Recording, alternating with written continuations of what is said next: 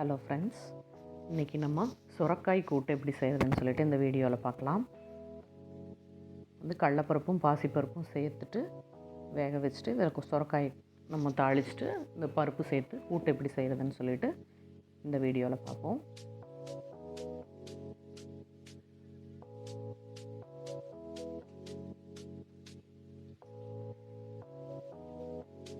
அதுக்கு முன்னாடி இந்த வீடியோவை சப்ஸ்கிரைப் பண்ணாதவங்க மறக்காமல் சப்ஸ்கிரைப் பண்ணிக்கோங்க. இப்போ கூட்டு செய்கிறதுக்கு ஒரு பவுல் அளவுக்கு கடலைப்பருப்பு, அதில் பாதி பாசிப்பருப்பு எடுத்துருக்கோம். இது ரெண்டையும் நல்லா வாஷ் பண்ணிவிட்டு கரெக்டாக 2 பவுல் அளவுக்கு மட்டும் தண்ணி சேர்த்தணும். தண்ணி சேர்த்துட்டு 1/2 ஸ்பூன் மஞ்சள் தூள் சேர்த்து நம்ம இதை வேக வச்சுக்கலாம். இப்போ மஞ்சள் தூள் சேர்த்துட்டோம். இப்போ இது கூடவே கொஞ்சம் வெங்காயமும் பச்சை மிளகா தக்காளியும் சேர்த்துக்கலாம். ஒரு பெரிய வெங்காயத்தில் பாதியை பொடியை கட் பண்ணி சேர்த்துருக்கேன். காரத்துக்கு தேவையான அளவு நான் 2 பச்சை மிளகாய் சேர்த்துருக்கேன். பொடியாக கட் பண்ண சின்ன தக்காளி 1 இதை சேர்த்துட்டு தனியாக பாயில் பண்ணுவோம். இதுக்கு தேவையான இன்க்ரீடியன்ஸ் என்னென்னா, நான் இந்த கூட்டு சுரக்காயில் செஞ்சுருக்கேன். நீங்கள் டர்னிப் அந்த மாதிரி கூட சேர்த்து செய்யலாம்.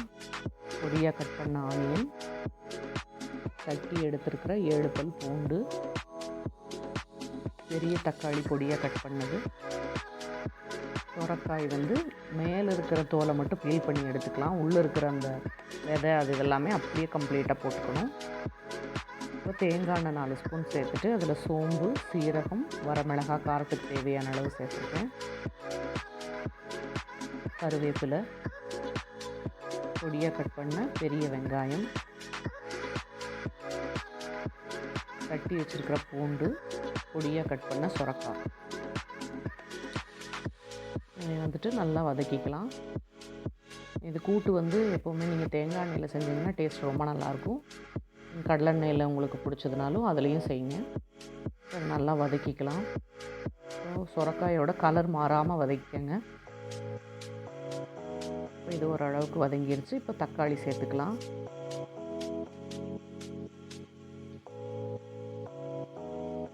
தக்காளியும் சேர்த்துட்டு நல்லா வதக்கிக்கலாம்.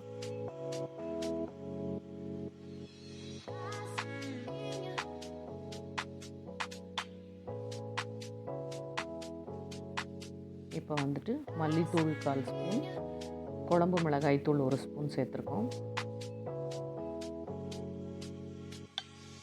இதை சேர்த்துட்டு நல்லா வதக்கிக்கலாம். உங்களுக்கு மிளகாத்தூளோட பச்சை வாடை போகிற வரைக்கும் வதக்கிக்கணும். இது ஓரளவுக்கு வதங்கிருச்சு. இப்போ தண்ணி சேர்த்துக்கலாம். தண்ணி கொஞ்சம் காய் வேகிற அளவுக்கு சேர்த்துட்டா போதும். ஏன்னா நம்ம பருப்பு வேக வச்ச தண்ணியும் இருக்கும். அடுத்தது இன்னும் தேங்காய் பேஸ்ட்டு சேர்த்துறோம். அதனால் தண்ணி கம்மியாக சேர்த்துட்டு கொஞ்சம் நேரம் வச்சா வெந்துடும். இது சுரக்காய் இப்போது தேங்காய் கூட சோம்பு, ஜீரகம் ரெண்டையும் சேர்த்துட்டு நல்லா நைஸாக அரைச்சிக்கலாம். இப்போ ஃபைன் பேஸ்ட் பண்ணிக்கணும். இப்போ பார்த்திங்கன்னா பருப்பு நல்லா வெந்துருச்சு. பருப்பில் கடலைப்பருப்பு முழுசாக இருக்கணும். உங்களுக்கு பாசிப்பருப்பு 1-2 வெந்துருந்தால் போதும். ரொம்ப நேரம் வச்சிங்கன்னா இது குழஞ்சிருச்சுன்னா உங்களுக்கு அந்த கூட்டோட அந்த டெக்ஸ்டரே போயிடும். பார்த்திங்கன்னா இப்போ காய் ஓரளவுக்கு வெந்துருச்சு. இப்போ பருப்பை நம்ம இதில் சேர்த்துக்கலாம். பருப்பு சேர்த்துட்டு நல்லா கலந்து விட்டுக்கலாம். இது ரொம்ப நேரம் கொதிக்கக்கூடாது. ஏன்னா பாசிப்பருப்பு உங்களுக்கு ஒரு மாதிரி வளவளப்பாயிரும். அதனால் கொஞ்சம் நேரம் மட்டும் கொதிக்க வச்சுட்டு எடுத்துக்கோம். அதுக்கு தான் நம்ம முன்னாடியே காய், மிளகாத்தூளெல்லாம் தனியாக ஓரளவுக்கு வேகிற அளவுக்கு கொதிக்க வச்சுருக்கோம். உப்பு தேவையான அளவு சேர்த்துக்கலாம். இப்போ குழம்பு பார்த்திங்கன்னா நல்லா கொதிச்சிட்ருக்கு. இந்த சமயத்தில் அரைச்ச தேங்காய் பேஸ்ட்டை சேர்த்துக்கலாம். இதில் தேங்காய் பேஸ்ட்டு சேர்த்துட்டு கரெக்டாக 2 நிமிஷம் மட்டும் நம்ம கொதிக்க வச்சா போதும்.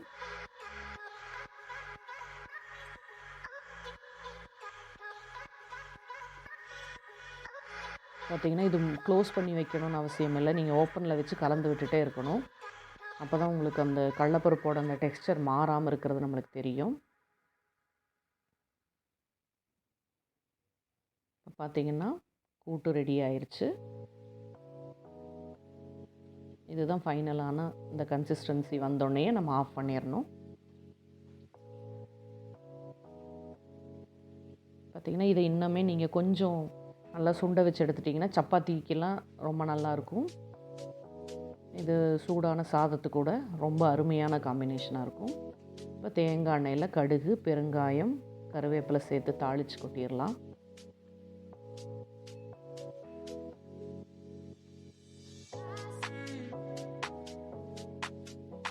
நம்ம பெருங்காயம் ஃபைனலாக சேர்த்தும்போது தான் உங்களுக்கு அந்த பெருங்காயத்தோட வாசம் மாறாமல் இருக்கும்.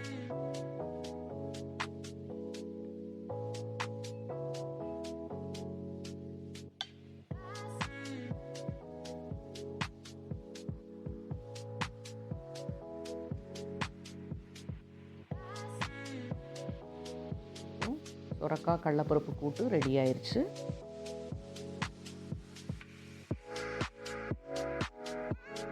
கண்டிப்பாக இந்த வீடியோ உங்களுக்கு பிடிச்சிருக்குன்னு நினைக்கிறேன்.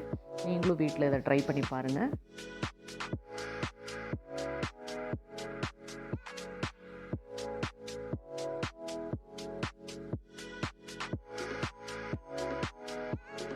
இந்த வீடியோ உங்களுக்கு பிடிச்சிருந்ததுன்னா மறக்காமல் லைக் பண்ணுங்கள், ஷேர் பண்ணுங்கள், கமெண்ட் பண்ணுங்கள். தேங்க்யூ.